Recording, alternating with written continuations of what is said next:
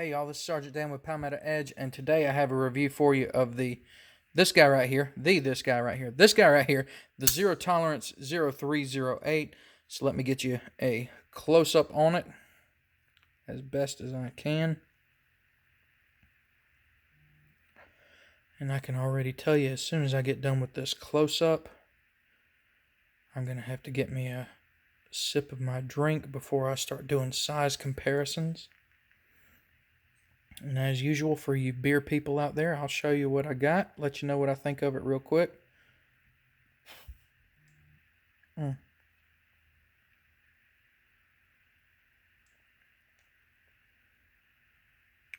right, there it is. Let me get a sip of my beer real quick. Ooh. I'm standing here recording. I've gotten a little behind, so I'm having to record multiple videos on a day that I have off.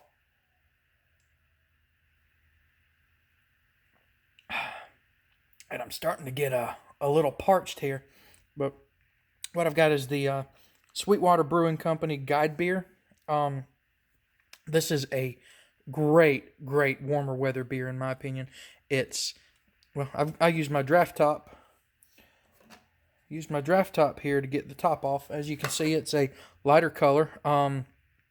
It's real citrusy, slightly sweet. Just a really great lighter, warmer weather beer. As you can see, it comes in a 16-ounce can. It's only 4% ABV.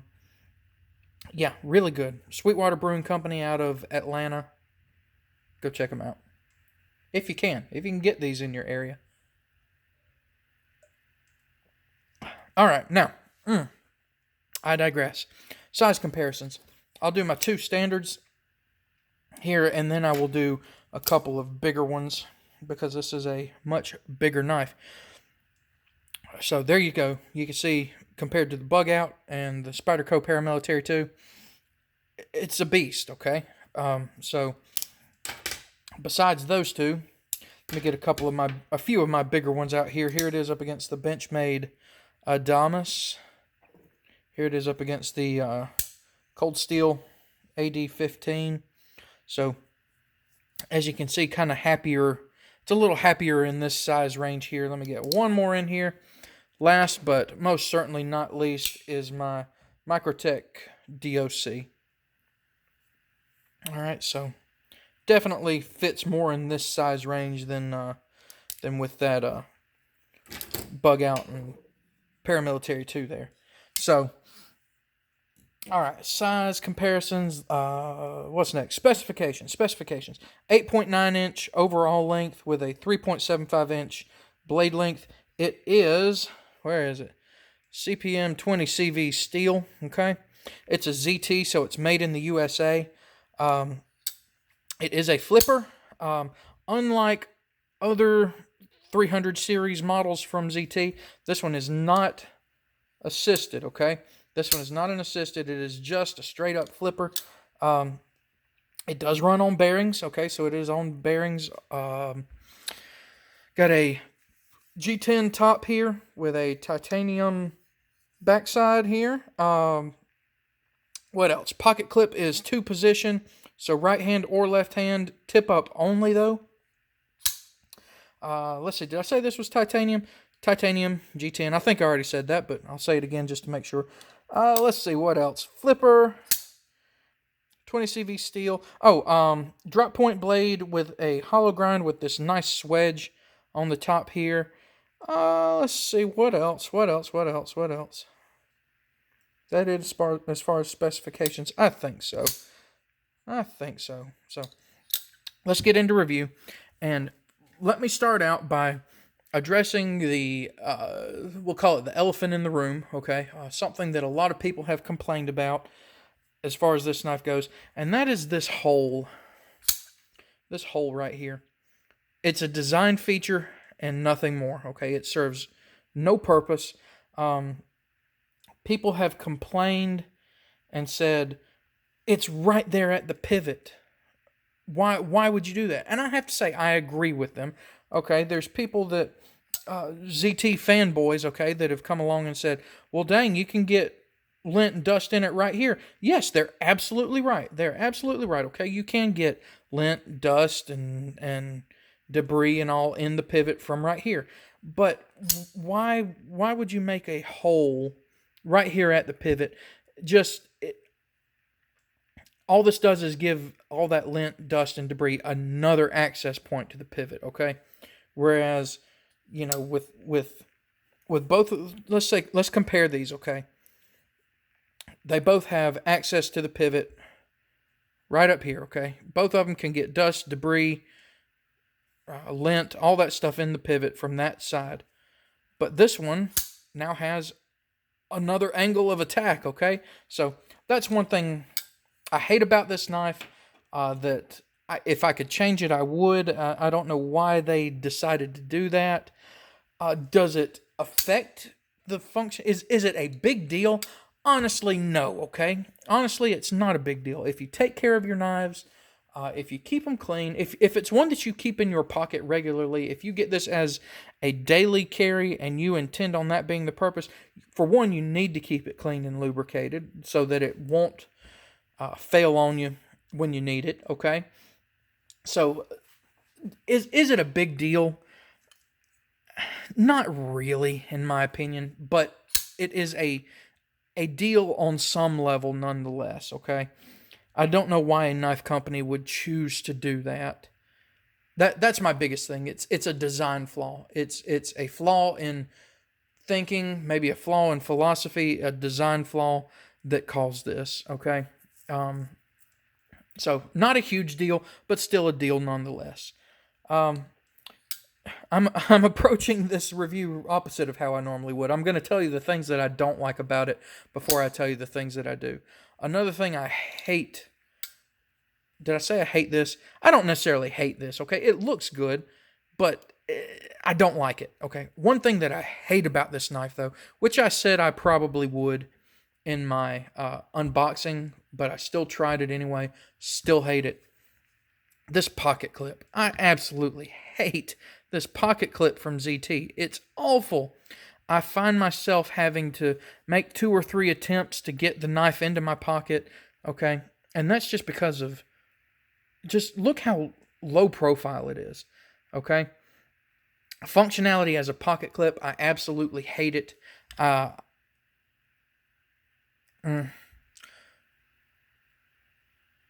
Yes, I hate it. I was going to say something, but that might give away the... I'll go ahead and say it. I'll replace this pocket clip, okay? If that gives you any kind of a hint as to how this review is going to end up, I will replace this pocket clip because I absolutely hate it.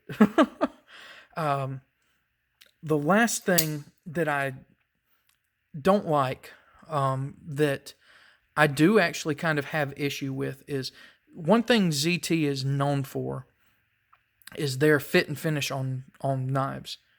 This one has some fit and finish issues on it, in my opinion. Things that ZT in the past would have normally taken care of wouldn't be an issue.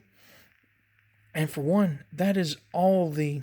Well, if you can see the titanium side of this liner, it's rounded off, it's chamfered, it's nice. But the liner on the G10 side, that is a sharp, just absolutely perfect 90-degree angle on this thing. The liner is sharp. The G10, let me find the spot here. Where was it? There was one spot in particular I wanted to show you, and now watch me not be able to find it. Oh, okay, right here. Is it a big deal? No, but look how the G10 comes past the liner right there, okay? The lanyard hole here has a sharp angle on the edge of it.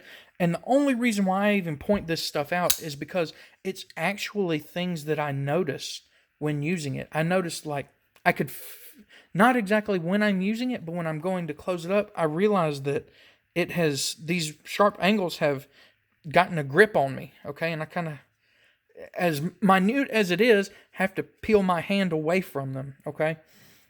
Those are things that I think were severely overlooked on this knife, was not chamfering the edges on this liner, as well as the lanyard hole there. Just minor fit and finish issues that ZT missed on this one. Okay. So yeah, those are all the things that I really don't like about this knife. What do I like about it? Absolutely everything else. Okay, this is a great knife.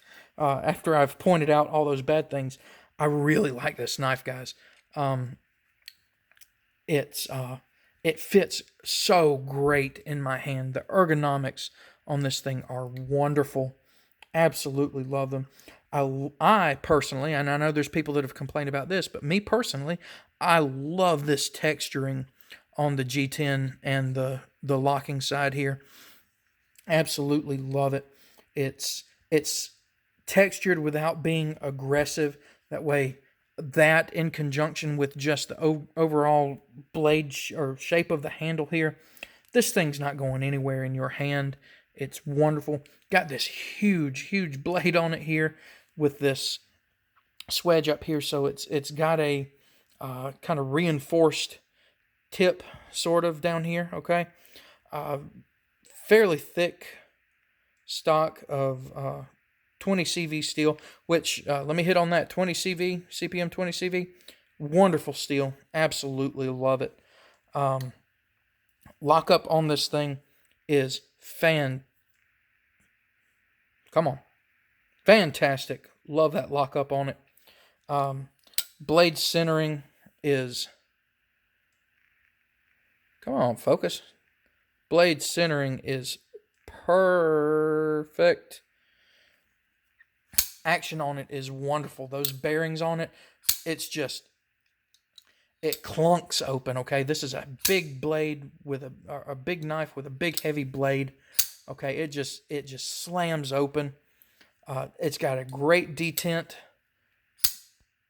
which allows it to open so well.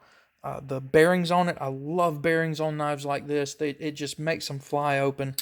And as far as closing, this thing, well, that was a bad example. This thing is almost drop shut. Almost. I have to give it a little bit of a, well, I didn't do very good that time.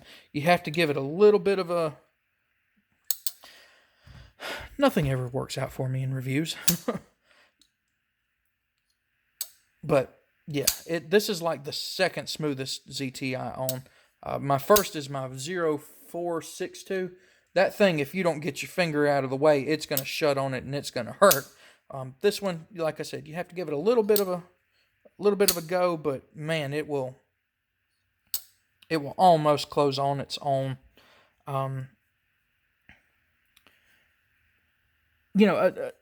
Going back to the whole lanyard hole thing, another reason why I mentioned that, and I just realized it and remembered it, is all of the screw holes that the screws go in here, they're all chamfered. They're smooth. They're nice.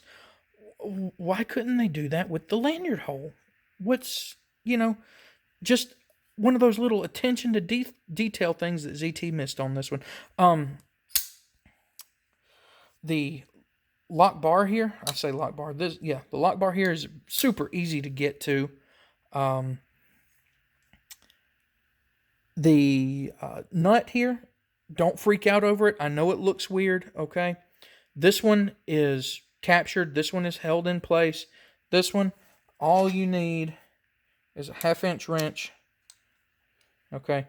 And you're good to go. It will come right off. Now let me make sure I got that back on there without... Oh yeah, that's still wonderful. Blade centering still good. Yep. Blade play. Yep, okay. All right, I got it back on there perfect. But yeah, simple 1/2 inch wrench on that will get you into that pivot, okay? So don't freak out over it, even though it looks weird. So yeah. Great knife. It has its issues, so I mean, I like it, but it definitely has its issues. Am I happy I got it? Yes. Well, let me talk about price first. $300. All right, I will say right here, right now, $300 is too much for this knife. with the fit and finish issues that it has, or the attention to detail issues that it has. It's just, it doesn't come up to the $300 standard of ZT for me. So $300 I think is way too much. I say way too much. $300 I think honestly is too much for this knife. I didn't pay $300 for it. I got it for significantly less because I had a ton of points on, who was it, DLT Trading, I think. I think I wound up paying $200 for it with all the points I had from them. So that I'm absolutely fine with. But $300, no, I wasn't going to get this knife until I got those points, okay? I wasn't going to pay $300 for this knife, nor would I do it again. I would not pay $300 for this knife. Does that mean that I think it's not a good knife? No, I do really like this knife, but at $300, those little issues that it has don't come up to ZT's standards, and I don't think should come up to ZT's $300 price point on it. So it's a great knife, but not without its flaws. So am I happy I got it? For what I paid for it, yes, I am. So would I replace it, though, if ZT wouldn't honor warranty on it if I were to really mess it up or something? No, not at $300. I wouldn't. I'm sorry, but not at $300. It's a good knife, but it's like I said, it just doesn't come up to ZT's attention to detail and fit and finish standards, in my opinion. So $300, no, ain't happening. Ain't happening. So, y'all, there it is, the ZT-0308. It's a good knife, but man, not without some flaws that just bother me a little bit from ZT. So, guys, thank y'all for watching. Make sure you like, comment, subscribe. Check out my other videos. Check out my Instagram. It's at Palmetto Edge. Got plenty more videos coming. And thank you again for watching this one. Y'all have a good one.